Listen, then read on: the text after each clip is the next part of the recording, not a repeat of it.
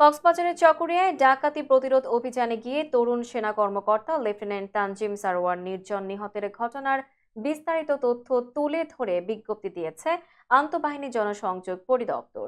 বিজ্ঞপ্তিতে বলা হয়েছে, সোমবার দিবাগত রাত ৩টার সময় গোয়েন্দা তথ্যের ভিত্তিতে চকরিয়া উপজেলার অন্তর্গত ডুলহাজরা ইউনিয়নের পূর্ব মাইজপাড়া গ্রামে ডাকাতির খবর পেয়ে চকরিয়া আর্মি ক্যাম্প থেকে বাংলাদেশ সেনাবাহিনীর একটি দল দ্রুত সেখানে যায়। 4টার দিকে মাইজপাড়া গ্রামে অভিযান পরিচালনা করার সময় 7 থেকে 8 সদস্যের একটি ডাকাত দল সেনা টহল দলের উপস্থিতি টের পেয়ে অন্যত্র পালিয়ে যাওয়ার সময় লেফটেন্যান্ট তানজিম সারোয়ার নির্জন ডাকাত দলের কয়েকজনকে তাড়া করেন। এ সময় ডাকাত দলের সদস্যরা লেফটেন্যান্ট তানজিম সারোয়ার নির্জনের ঘাড়ে ছুরিকাঘাত করলে গুরুতর আহত হয় এবং এতে তার প্রচুর রক্তক্ষরণ শুরু হয়। তাৎক্ষণিকভাবে নির্জনকে উদ্ধার করে মালুমঘাট মেমোরিয়াল হাসপাতালে নেওয়া হলে কর্তব্যরত চিকিৎসক মৃত ঘোষণা করেন। ঘটনাস্থল থেকে 3জন ডাকাতকে আটক সহ একটি দেশীয় তৈরি বন্দুক, 6 রাউন্ড গোলাবারুদ উদ্ধার করা হয়েছে। এছাড়াও ডাকাত সন্দেহে আরো 3জনকে আটক করা হয়।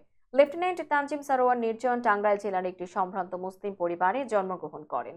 মেধাবী এই তরুণ সেনা কর্মকর্তা পাবনা ক্যাডেট কলেজ থেকে উচ্চ মাধ্যমিক সমাপনান্তে 82তম দীর্ঘমেয়াদী কোর্সের সাথে বাংলাদেশ মিলিটারি একাডেমি থেকে 2022 সালের 8 জুন আর্মি সার্ভিস কোরে কমিশন লাভ করে।